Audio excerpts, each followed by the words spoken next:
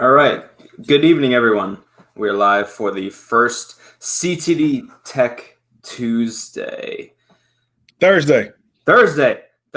My apologies. Thirsty Thursdays, man. Yeah. You should call it CTD Thirsty Thursdays. I like that. All right, Ron, how you doing? Good, man. How are you? Good. So CTD Tech Thursdays, we can use them to talk bowling, tell some stories, drive it off the chat. If you have any questions, feel free to put them in the chat. So thank you everyone for joining in right at the beginning. So Ron, let's talk something that I've seen more in the bowling community the last, I would say, couple weeks, and that's international balls. Tell us from the manufacturer's standpoint, a little bit about those, and then we can talk more bowler side. So, I mean, international balls really are like bowling balls that are made to fit a much higher demand of product internationally. So, like Korea, Japan, basically the way that they operate, their system operates. Instead of having a bowling ball that would last 3 or 4 months, they rather have a bowling ball at 500 units for 25 days that they could pre-sell. And then when that ball's gone, it's gone, and on to the next one. The manufacturers have to accommodate that, right? So the best way to do it is just keep doing color changes. So they'll take an existing ball and make a different color, and then put that out as an international ball. What I find interesting about that, though, is that there seems to be a lot of people domestically that like the international balls. And I know, at least from my background, the international balls, they only went to the international customer. So when you see an international ball here in the United States, that means that ball was probably made here, went over there, and then came back over here to be sold. So definitely kind of interesting. Uh-oh. Can you hear me? Oh, man. We're good here. There we go. Yeah, so I think it's interesting that the international balls have sort of made a surge back with bowling balls. I personally have only had one international ball ever. It was the Paradox RV2, but that's the only one. They're quite a bit more expensive than regular domestic releases. Is that because it goes international and then it's sold again? Yeah, I mean, all that traveling, man, all that flying around is expensive, bro. So it's kind of get over there and then get its way back. So yeah, them balls are definitely expensive. Sure. I see Robert Manley had a question here. What's he got here? Yeah. Let's see. Urethane ball. AMF Cobra. How would it compare to modern urethane? So this is what I would tell you, right? Like the old urethane formula doesn't absorb oil. It doesn't hook a whole lot. The newer bowling balls like Purple Hammer, Black Hammer, even Hot Cell, those balls actually employ the same type of technology as the AMF Cobra. Now, some of the newer balls like Pitch Black, Pitch Purple, some of the Motive balls, those balls are actually plasticized, which would mean we would call those reactive or weaker reactive, mild reactive. We wouldn't call them urethane. Some don't absorb oil. Most do absorb some oil, but those balls would be considerably stronger than an AMF Cobra. But you can get, like I said, you can get these conventional type urethane balls. You can get a AMF Cobra type cover stock if you go get some of these. Black Hammer is a perfect example. That's probably the closest I can think of to an AMF Cobra would be a Black Hammer. But definitely there's a trend that way right now, right? Like, what do you think about that, Dustin? Like, what do you think about, do you have people in your league, well, when you were bowling league 3 months ago, was he throwing urethane as a strike ball? Yeah, some of the older guys they would throw urethane right up the track. Not a lot of guys loop in urethane, but very few are throwing urethane in the league. What do you see? Do you see people throwing urethane in the league? Not a lot in league, man. I mean, if you're throwing urethane in league for the most part, it's hard to strike because you can't create that angle. If you got maybe some of the aggressive two-handers that really want to hit up on the ball, maybe they may throw it in league. But I don't see a lot of it in league. When I go to tournaments, I see it a lot more. Sure, because the patterns can make urethane more usable in a lot of cases. But I think urethane is an option that you should probably have in your bag. Because when it's in play, all the other balls in your bag are not in play. So it's probably one of those pieces that you probably should have, but I wouldn't use it. I wouldn't use it as my league ball. Yeah, I would never consider a urethane ball as a strike ball in league. 99 times out of 100, I'll only throw it on a sport shot. Right. Yeah, and that makes sense. You need to control the lane. In a league pattern, typically you've got, some push inside, some hook outside, and you want to be able to maximize that. When you miss outside, you want something to react aggressively off the friction. So a reactive ball makes some sense. And conversely, when you miss inside, you want to push a little bit longer. Once again, that reactive ball should be able to push a little bit longer too. That's kind of my thought on that. Sure. So we'll go with Ryan's comment. How do you judge ball motion front to back as far as what is earlier or later without a reference point to know distance of where it started at the hook phase and roll phase? So that's a whole lot there. I'll tell you something that's kind of interesting first off. I think this might sound controversial, but maybe not. I think there are really only two phases of ball motion, right? I think your ball is either skidding or it's rolling. And we like to break it. We like to break it down as to skid and then hook and then roll. But really, when you look at it from a physics standpoint, hook is still skid. The ball is still skidding. And that's one of the things that I think is a little bit confusing when you start talking about ball motion is because how do you define hook? You define hook as when the ball begins to recover from being thrown out. You know what I'm saying? Like when the ball's thrown to the right, but once it begins to straighten up, is that when it hooked? Or when it actually begins to come back, that's when it hooked. But and that's what makes it so confusing. Because technically, if it's the change in direction, then it's completely arbitrary. And there's not really a good way to quantify that. But to not get too crazy technical, hey, you switch this around, that's cool. I think when you're looking at, front to back, I like to look for some sort of reference point, right? So if I'm bowling on Brunswick lane service, like a Pro Anvil lane, I'll use those rangefinders down lane as a secondary reference point. If not, a lot of times you can use shadows, right? So you can use the shadow from either the pin deck, you can use the shadow from overhead. Sometimes there can be overhead shadows that will cast a line on the lane, and that could be a good way to get you a reference point. But I believe you need a couple of reference points to accurately be able to tell kind of what's happening with your ball motion, especially when you're looking at a front to back scenario. For sure. JR is saying Purple Hammer is money.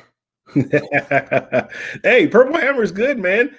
Shout out to JR for kind of listening to what a lot of people said about that ball specifically, and then kind of bringing it to light. And then I think ultimately, as we've all kind of found out, that Purple Hammers do get softer with use. And that's that for that particular ball was an advantage, right? It could be an advantage. You saw a lot of people that had that ball in their hands when they used it, and it didn't roll like everything else that was out there. That was your thing. It was a little bit more controllable, more hook, but not reactive ball motion. I think it was an interesting time for all of us to kind of learn more about cover stocks. I think cover stocks is really the key, right? Like that is the key. If you understand cover stocks and you understand the development of cover stocks, that's how you can really begin to change this game, I think. And we haven't really seen that in quite a while. I mean, Purple Hammer probably is the latest one that's done that, but Purple Hammer is actually a throwback to an old technology, right? Urethane ball motions are older technology, not cutting edge, if you will. Sure. Yeah, I thought it was interesting that bowling balls over time can become softer. I didn't know that till we had some discussions about it and the USBC study. I thought that was interesting. Yeah, I mean, what's interesting to me is there's still a lot of questions that need to be answered about that, right? Like when you look at the data and you look at the fact that the oil plays some sort of role in that, but nobody really fully understood why and how it can play a role. And if a ball is used over and over and over again, it does get softer. But yet, what if it's just sitting on the shelf? Does it get softer that way too? So lots of good questions, man. Lots of it was a good, interesting topic. I think guys that were talking about it had a feeling but didn't know. And then once it got brought to the light and people started looking at it, then it was like, oh, there's something here. So pretty cool stuff. What was your inspiration behind the gas mask core? So the thought process with that particular shape was I was trying to make it what you would call symmetrical on two different axes or two different planes. So if you look at that core shape, you'll see that.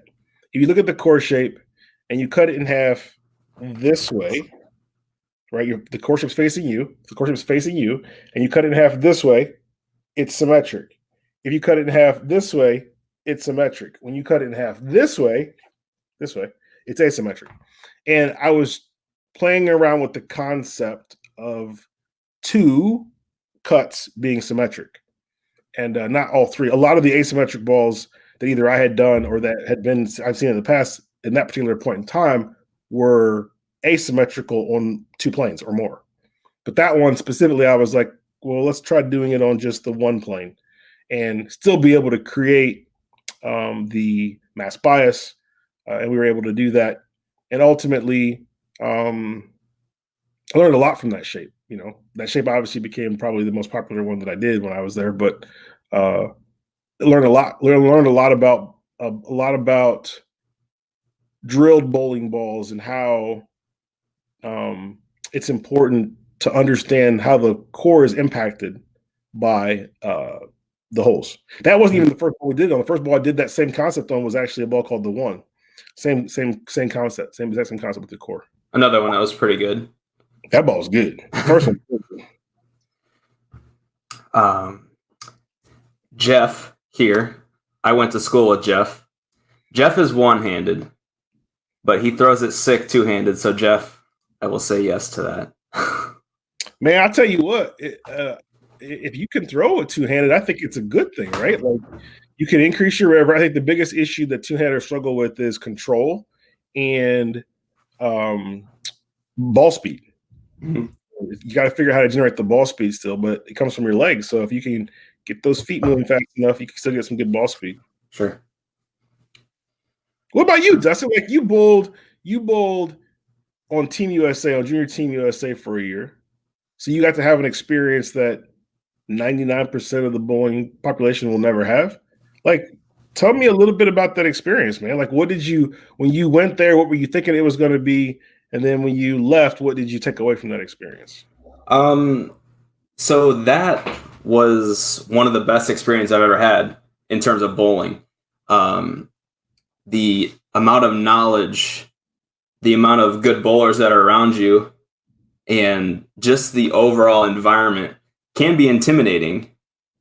But overall, like I said, that's like one of the best weeks I've ever had in terms of bowling knowledge, gaining knowledge, progressing my game. Shout out to Andy Dirks, Mike Shady, Brian O'Keefe, the guys that are on the coaching staff with Junior Team USA.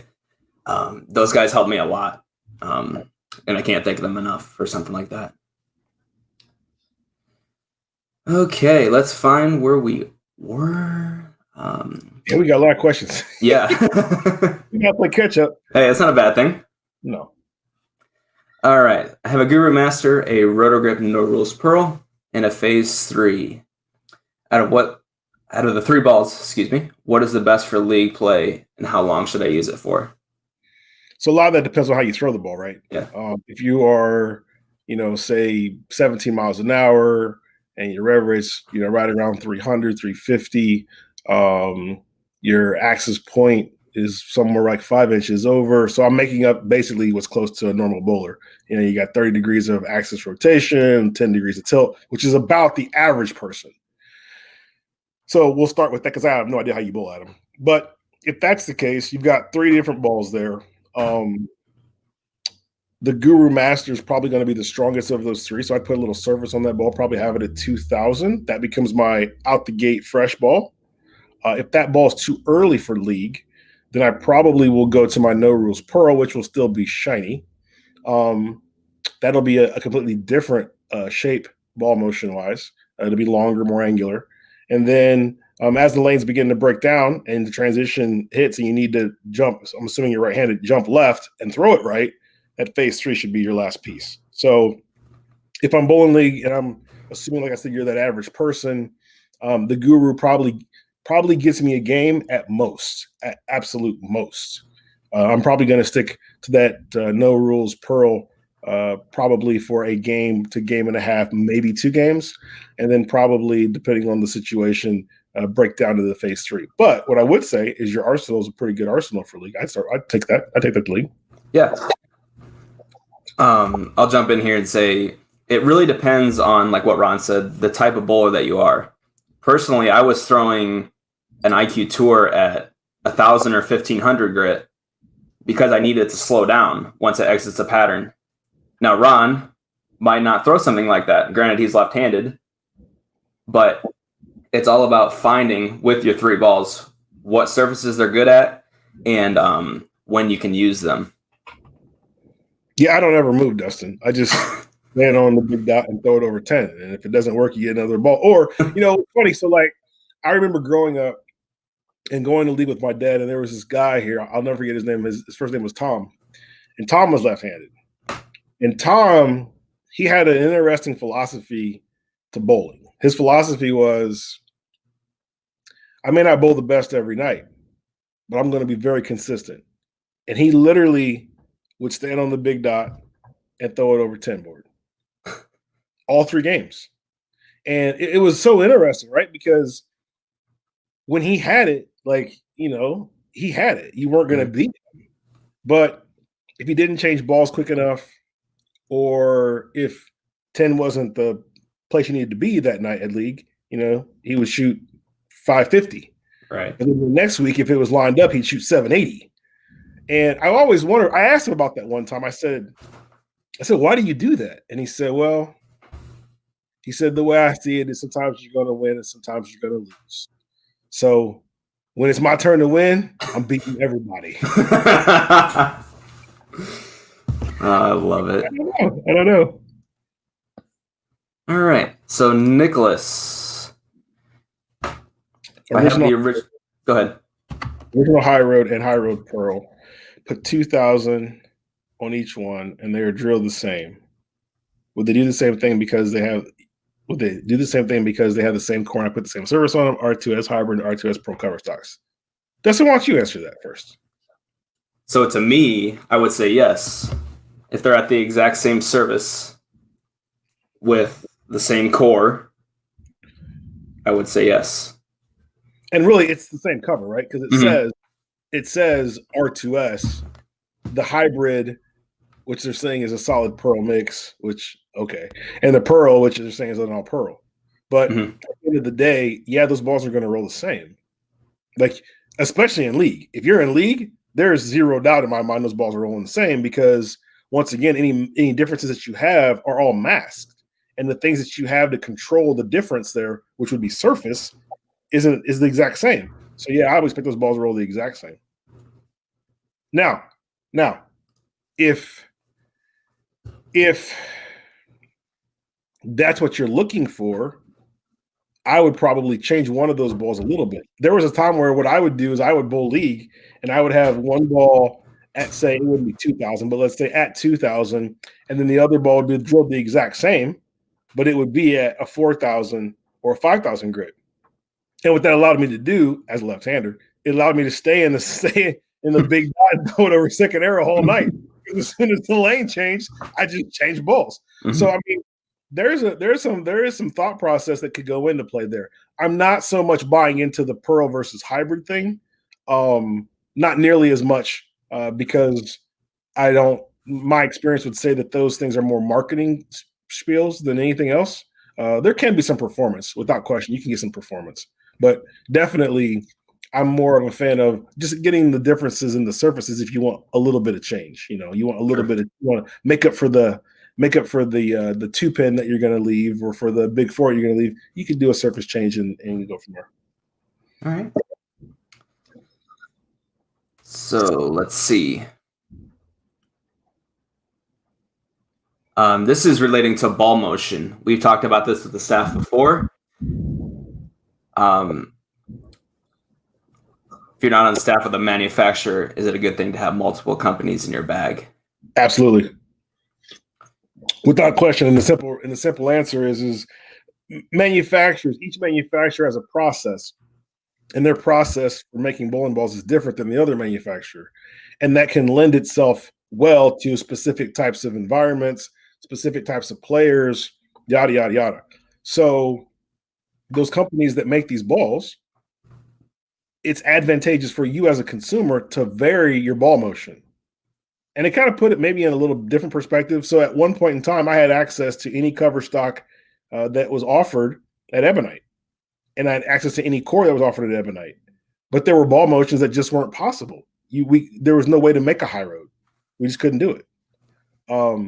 Conversely, I would imagine if you went to Storm and you said, "Hey, make a Game Breaker 2," they couldn't do it. Same thing, they couldn't do it.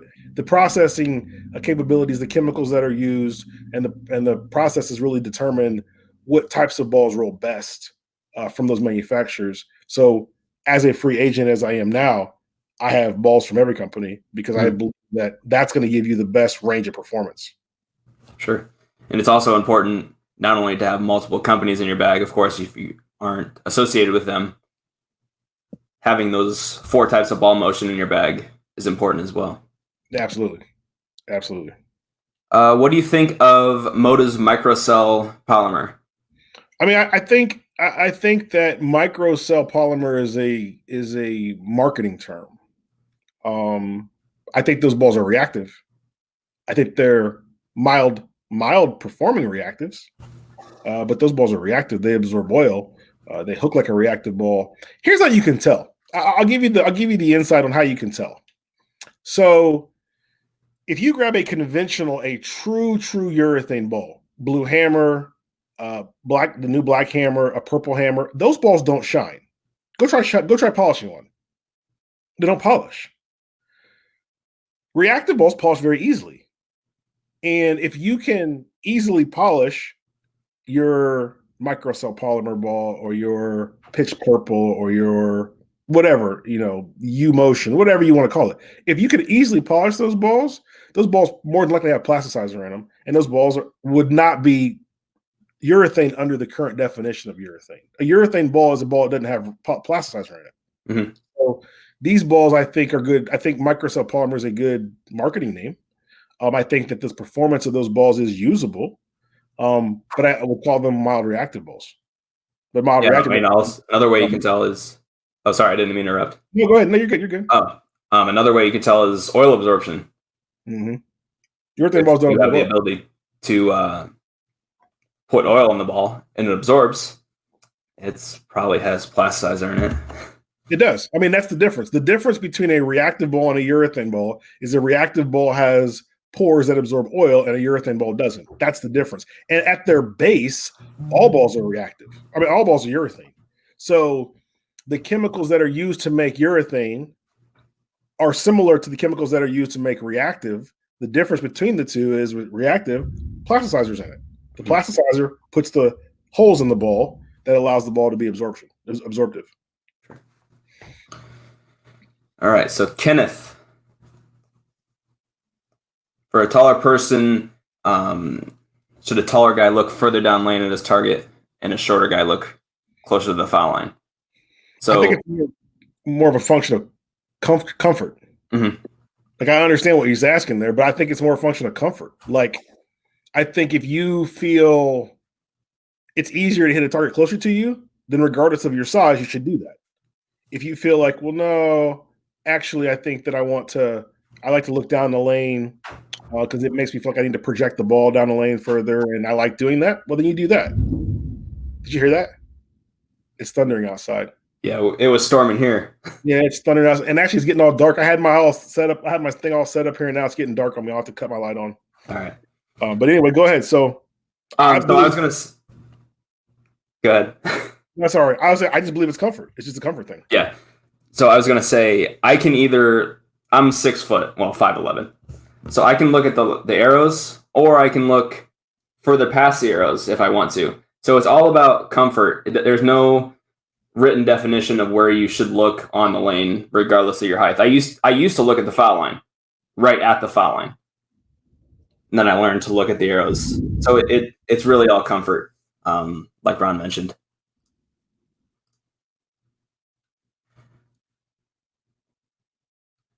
What else we got here? What Will, are your thoughts on color in the cover stock? Yeah, I mean, it matters. Some colors, I mentioned this yesterday on JR's deal with Bowler X.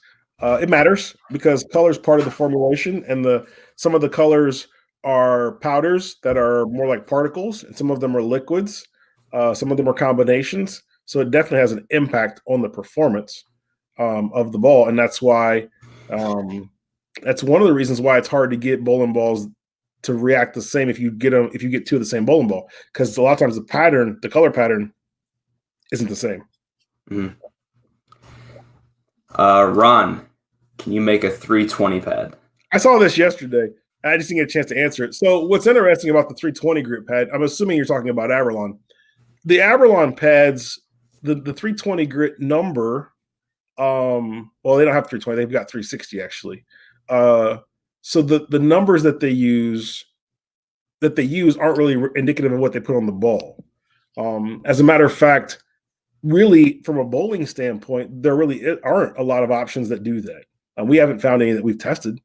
So I would tell you that whatever you're comparing it to, let's say it's a Scotch-Brite pad or it's some other pad that you think is 320, we probably already have that covered in one of the grits that we already make, because the grit more than likely is a little bit higher than that. And because it's higher than what you think it is, we probably have that covered. And right now we've got 80, 120, 220 resurfacing grits, and then it goes to 500. So we probably got it covered. I'm going to cut this light on and see if that helps. And if that doesn't, I'll cut the light on behind me. Okay. No, that's not that good. You got your ring light? No, I didn't think I needed it. I can cut the overhead light on. Okay. Maybe, well, we keep asking questions. I can keep answering questions. Okay. I'll tell you you're with me. This is in regards to layouts. 450 rev rate, 18.5 miles an hour, tilts low, 47 degrees, but your PEP is 3.5 over by 3/4 up. So that's interesting, because typically if you have a short PEP, then you have a lot of tilt. What would be a traction or early rolling layout that would help me on medium to longer patterns where I want to control my back end? See, that's the other thing that's interesting too, right? So typically with those specs that you put there, I'm gonna cut the light on behind me. Okay. But with those specs that you put on, those specs that you put up there, that would indicate you've got a higher tilt, not lower tilt. And which would also then indicate why you would struggle with your bowling ball hooking, not hooking enough when you're on these patterns that you're kind of describing. Let's see. Look at that. That's better. That's much better. I had a ton of light in front of me, which is why I'm sitting in front of the window. But then the storm rolled in, and that took care of all my light. So, oh well, we're back. All right, so let's see here. Pull it back up again. Yep. So basically what I would do in your case, I'd probably pick the right ball first, right? I would get bowling balls that are traction type reaction bowling balls, asymmetric cores, and then use surface to get there.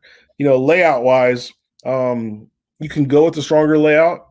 You can go into that 4-inch range, the 3.5-inch range.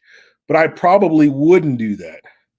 Because that can tend to get the ball to hook too early and begin to bail down lane. I'd probably go with a higher pin placement, like 5, 5.5, and then just use surface to get me to where I need to get to after I pick the right ball. And that's primarily because your rev rate's high. When you got that high of a rev rate, you don't want your ball to hook early. If it hooks early, it bails. Right. You can hook early with surface, not with pin placement. Do you have a current chart or sheet on different companies and their typical ball motion? We do. If you go to bowlingforless.com, there is a ball motion chart there, and it's got all the ball motions for all the current balls.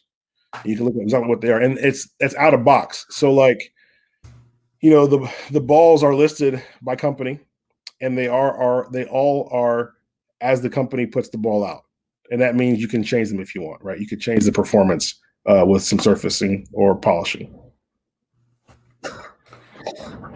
All right. So another surface question. Oh, excuse me. It jumped on me. I have 2 Widow Legends at the same surface. Would you recommend taking one or both when the first ball reaction changes? So here's something that's interesting about that, right? So the bowling ball surface in and of itself through bowling is going to change. So in theory, what you could do, and we've talked about doing this and preach this too, you could have 2 balls at the exact same surface and let the one ball lane shine. It's going to lane shine within 2 or 3 games anyway. Let it lane shine and then switch balls to the fresh one. And that's going to give you some performance difference, right? You're going to immediately have performance difference because the performance is going to be a function of the one ball lane shining versus the other ball not lane shining. So yeah, that's an option, something you can do for sure. Mm-hmm. Do you have any specific do's and don'ts for senior high track players when building an arsenal? Yeah, I mean, from a layout standpoint, don't get into those super aggressive layouts. You can really run into flaring over holes if you do that. So I wouldn't do that. Maybe more, depending on your ball speed, Sam, maybe more symmetrical balls than asymmetrical balls, right? What asymmetry does, like this is something that's kind of interesting too. What asymmetry does is it helps the ball to want to hook earlier. That's what it does. Now you see some people say, oh, well, it makes my ball back in more. Well, that's true if you have a tough time getting your ball to pick up.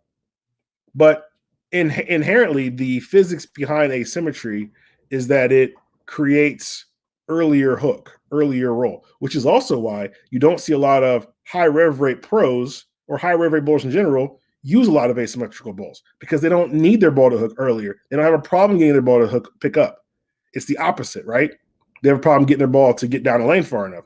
That's why you see most of them most of the time using symmetrical balls as opposed to asymmetrical balls. So yeah, I mean that's what I would say. That's what I would say, Sam. I would just be cognizant of laying the ball out too strong for fear that it may clip holes or that it may force you to move left and the ball not come around the corner. All right. So this is a good question. The difference between a polished ball and shiny ball. Okay. Yeah, I mean, that's fair. So I think a polished ball is a ball that it uses like our True Cut hand applied polish, right? That uses an actual base that helps to smooth out the surface and allow it to quickly get to a shine. A shiny ball would be like using our P5000 D-pad on a ball spinner, where you can get the ball to a 5,000 grit, but there is no actual liquid polish or liquid agents, liquid shining agents to help get the ball to shine up. The main difference, I think, is a performance difference. So the shiny ball is going to give you more overall performance than the polished ball because the shiny ball doesn't have the polish as any sort of inhibitor in it. The polished ball will be better when you're trying to get the ball down the lane. So I think they both have a place. I personally prefer shiny balls using P5000D as opposed to polished balls because the polished ball can become a little over under sometimes. So when I personally use bowling balls like that, I'm going to default to using a ball that's been, shiny with the P5000 D-pad over using polish. But I believe there's a value for both. My spare ball is polished. Sure. Okay, let's see. How often should I clean my bowling ball? Well, it depends on how long you want it to last, right? At the end of the day, your bowling ball is the life or death is a function of how dirty your bowling ball gets. And your bowling ball is going to get dirty from being used. It's going to absorb oil from being used. So the more often you can clean it and keep that dirt and oil out of your ball, the longer your ball will last. From a recommendation, we would be doing it as often as possible. Now that we've got a temporary rule change with USBC where we can use isopropyl alcohol during competition, which isopropyl alcohol isn't necessarily good for your ball, but that's a whole other story. I would be using that during competition. It's better than using a dry towel without question. And I would say the caveat to isopropyl alcohol is that it can dry your ball out no different than it can dry your skin out. So in that case, using the So Fresh So Clean product before and after competition will help to stop the ball from getting dried out. And then you've got a product and a system that actually allows you to clean your ball as effective as possible, I believe. Okay. I saw a question that we'll come back to. But what is the reasoning behind so much surface on urethane balls? Because they don't hook. Urethane balls don't hook. Yeah. In order to get a urethane ball to hook, you got to have surface. That's the key. So you see a lot of guys using a lot of surface on those balls because they need them to start up. And once they start up, the motion's fairly smooth. But a lot of times urethane balls don't start up early enough, so that's why you see the lower grits, like 500 or 1,000 or even 360 or even lower to get the ball to start up. Okay. I have a strategy from a tournament bowler's perspective, but I'd like to hear your perspective on this one. Okay. So the question is, what strategy do you use to whittle down your bowling ball arsenal? Mm-hmm. So for me, it's kind of simple depending on how many balls I can take with me. I definitely 4 types of ball motion. So I'll have a traction ball, one that hooks earlier and is lazy down lane. I'll have a continuous ball, one that tends to be once it begins to make that move in the mid portion of the lane, it keeps going. I'll have an angular ball. I'll have my spare ball, which is a straight ball. So that's the 4 types of ball motion. Then, depending on what event I'm going to, is when I'll begin to add on to that. If it's a house shot tournament, that tells me more continuous balls, more toward the angular side. So my 5th ball will be a continuous ball. My 6th ball will be an angular ball. If it's a sport tournament, I go the other way. Sport tournament, it's going to be another traction type ball, something that's earlier. A urethane type ball would be that 6th ball. So it just really depends on what type of environment that I'm going in, and getting as much information about that as possible would be what I would do to get me to about 6 balls. What about you? So what I was going to say about that, from sort of a college bowler's perspective, the tier 1 tournaments, you can only take 5 balls. So for me, what I used to do is I would start with the ball for the fresh. I would say, okay, this ball, traction ball, good with surface, and then say another one is not good with surface. I would take the one with surface. So from my practicing, figuring out what surfaces are good when, if I know the pattern, it's easier to whittle those down. And I would just do that going down the arsenal. Makes sense. Right. What's that? I said that makes perfect sense to me. You think there are any revolutionary changes coming to bowling balls? I think that there will be some sort of revolutionary change. What that is, I'm not quite sure. If I was a manufacturer or in manufacturing, I'd be working on cover stocks. My focus would be there because that's where the change is going to have to happen. Luckily for me, I'm not, so I can stay focused on other things. I believe that there will be some sort of change. Change is inevitable in most things, and bowling's no different.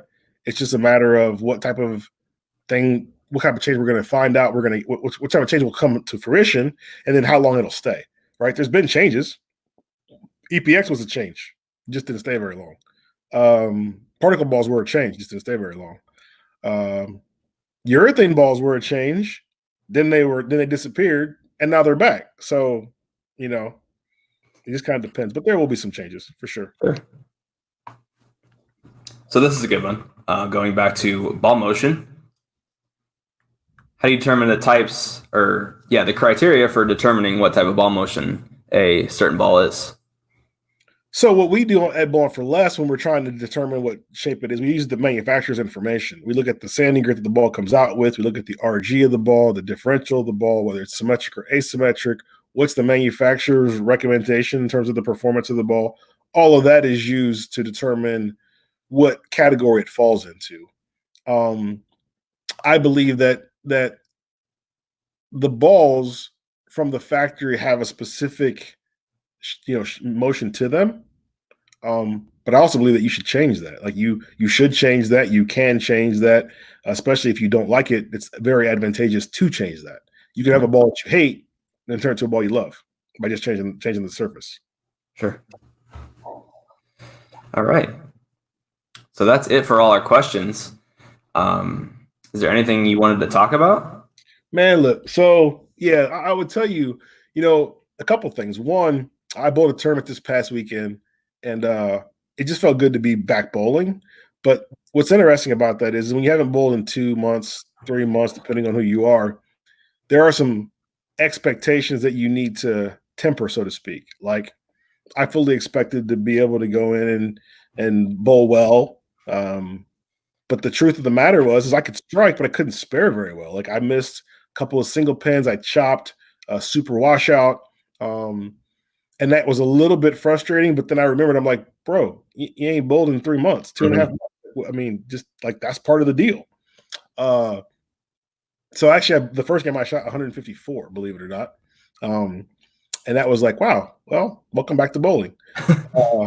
And then the next 2 games, I got it together. And I shot 260, 230. I actually cashed in that event, luckily. Wow. Yeah, so I actually made a little bit of money there. So that was fun. But nonetheless, I think people need to remember that. Like if you haven't bowled in a while, don't let your mind trick you into fooling like you should be the way you were right before you stopped bowling. Because that's probably not the case. Like it's just probably not the case. So I believe that it's really important to maybe even take it a little bit easy, right? Ease back into it a little bit. Maybe you don't go out there and bowl a 10 gamer. Maybe you kind of ease your way back into it. Maybe you just bowl 3 games. So maybe just kind of keep that in mind. Also, you know what? Your hand's probably not the same size as it was either. Some of the calluses are gone.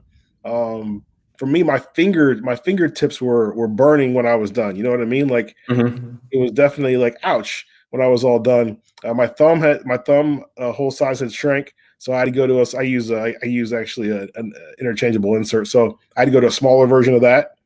And I was a little bit sore when I was done.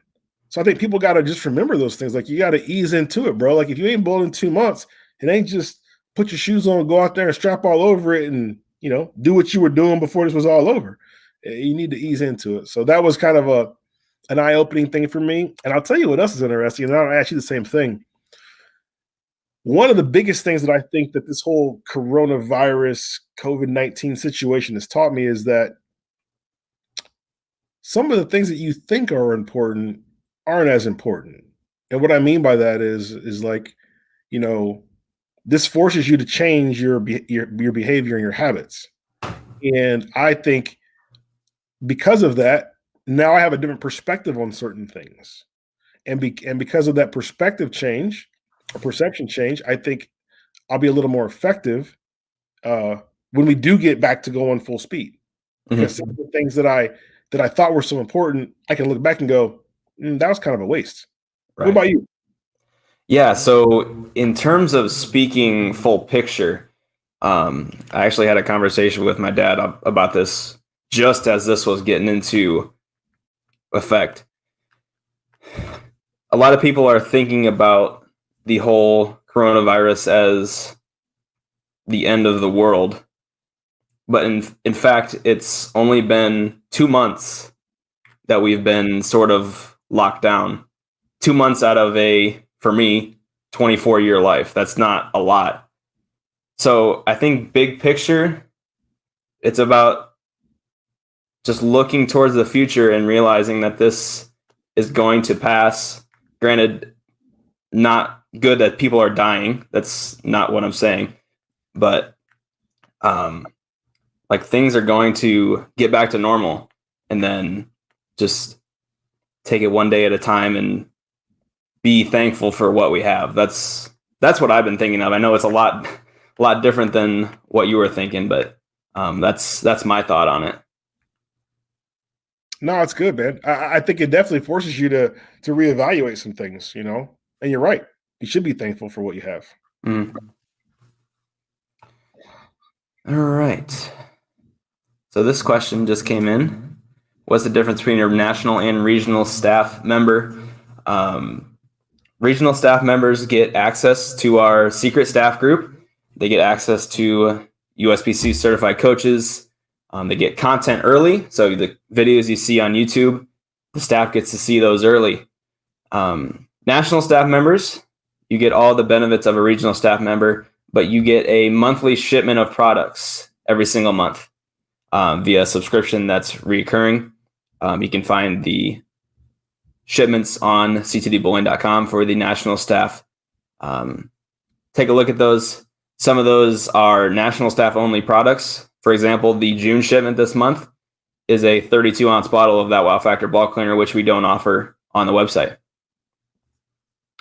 And all the information you need to sign up is on ctdbowling.com. Yep. Yeah, I think that the good thing about the staffing program is that it's an opportunity to get additional information, like we're talking about here, in a much more intimate setting, right? So we've launched products to the staff early. We do some additional seminars and presentations to the staff, and it's basically just a place for bowlers can go and feel safe about asking bowling questions and get good information back. Mm-hmm. That's really what it comes down to. And that was kind of the goal of the whole program to begin with, was to offer bowlers a place to be able to ask questions. I would go in so many other groups and watch higher level bowlers rip lower level bowlers. You know, how do you not know that? And it's like, well, at some point in time, you didn't know that either. Right. You know, we all started at zero. So we wanted to create a kind of a safe place for all bowlers. Doesn't matter whether you get people in our group that average 100 and people that average 250. And they're all in our group. And I believe that that's kind of the key, right? That's one of the keys to growing bowling, is helping people become better. So we actually offer a lot of things to do that, to help the bowler become better. And I have no idea why my computer did that, but nonetheless, it's still working. It is terrible outside. Like if I showed you outside, it looks like doom and gloom. But it's like what? Doom and gloom, like it's all like super dark and the lights are on now and it's pouring down death rain, and I mean it's just terrible outside. So I don't know. And I was my plan was to use the light from outside with the direction I'm facing to like lighten everything up, but it didn't work out this time. Next time I'll have a ring light for sure. Hey, that's all right. For sure. Does the junior staff impact scholarships? No, it does not. No, we don't. Yeah, so right. So it doesn't, because there's no monetary gain, or there's no monetary prizes and stuff like that. Juniors are there for the information. So the information doesn't impact you from a collegiate or any other scholarship standpoint. That's the other thing too. Like you said, like the coaching is a big deal. We only allow certified coaches to coach in that group. Mm-hmm. So when you get somebody that posts a video, I've seen that happen too. People post a video and they get 50,000 different things to work on. They don't help nobody. They don't help you getting better. So we limit that to certified coaches answering those questions only, and they know to limit it to one item so that it doesn't get out of hand. Like I said, at the end of the day, man, it's just trying to get people to be better. That's it. Like there's nothing tricky to that. And if you're like, hey, I don't want to spend any money, you don't have to. The program to join is free. Regional program is free to join. Yeah, we have a coaching staff of 30 coaches, ranging from silver to level 1. So they are the only ones that are in the group that can answer questions about physical game. So you have a person that is knowledgeable of what they're talking about to help you with your game in the staff group. Absolutely. All right. You seeing any additional on your end? I see somebody that obviously is in the staff group. So there was a survey about bowling ball reviews. Where is CTD going with that? Man, look, we're always looking for more information. Like, that's one of the big things for us. Like, we get as much information from our staff as we ask questions to our staff, you know. And that's how that's kind of one of the best parts of it. It's a give and take relationship. So we'll give information and we'll ask questions, and we'll give information and we'll ask questions. So ultimately, you know, the questions that we asked specifically regarding ball reviews, we're looking for information about what people like. What do you like seeing? What do people like to see? We've done ball reviews, and we will probably continue to do ball reviews at some point. We want to be able to make sure that we can offer the information that the consumer wants, and you can't know that unless you go ask. Mm-hmm. So that's why we ask. What do you think the USBC, PBA, BPA need to do to grow the sport? Well, I think you've got to. It's kind of a two-part equation. First, you got to understand the consumer, right? Asking lots of questions, finding out what makes them tick, what they like, what they don't like. That's the first step. I think USBC does that. I think they do ask questions. And then after that, then it's about figuring out how to solve those problems, figuring out how to address those problems, figuring out how to make those consumers feel important relative to them asking those questions. So I think that my opinion there is, you want to grow bowling, you got to help with coaching, man. There's nothing more frustrating than trying a sport and sucking at it. Mm-hmm. Nobody likes to suck. I don't like to suck at golf, which is why I don't play golf very often, because I suck at it. I can hit the ball, but I have no idea where it's going. But if I had a coach that was like, hey, man, look, let me help you out here. Give me a little tip. Give me a little tip. And I hit the ball, and all of a sudden I had some sort of clue where it was going. Guess what? I'm probably coming back to golf again. So right. I believe that's the same way for bowling. You want to grow this thing, you better figure out how to get these people better. We got to figure out how to get them out of a house ball, get them into their own ball, or get them to slide on the right foot, or get them to, get a ball that doesn't hurt their hand. Like, we got to help these bowlers become better. And then have to be at the high level. I'm talking about the low level. The lower level bowler needs the help. That's the guy who's coming into the bowling center and he bowls with his family once, and then he doesn't come back for another 6, 8, 12 months. Mm-hmm. Get that guy, hey, man, let me give you a free tip. He might bring his family back the next week. He might come back the next day. He might be like, yo, I'm coming back the next day. It's fun. I like this. That's what it is. Yeah, I mean, what you've always said is education is the most important part of it. If somebody learns something, they're going to tell their friends, and their friends are going to tell their friends, and that's how you grow it. Absolutely. Without question. That's how you grow anything. Mm-hmm. Nobody likes to suck. We should get a shirt that says, nobody likes to suck. Let me help you get better. You know what I'm saying? I mean, that would be fairly funny, but I believe that. Like, nobody likes to suck. I don't like to suck. So, help. Sure. What is the difference between purchasing a bowling ball from a pro shop and a discount bowling website? Well, I mean, there's a few things there. I mean, inherently the ball's the same type of ball, right? In both cases it came from the manufacturer. But there are some other issues there. So, like, from a website, maybe you don't get the warranty. I know for a fact some companies or some ball companies or some websites do give you a warranty, and they do warranty the balls. Matter of fact, it's a funny story. So yesterday I bought a ball because I told them I would buy a ball from Bowler X. What'd you get? I bought it. So I'm gonna get to that in a second. So I bought a ball from Bowler X. It shows up today, and part of when you buy the ball, it said, "Do you want to get a warranty? Like, extend the warranty?" It was an option. I checked no, but I could have checked yes.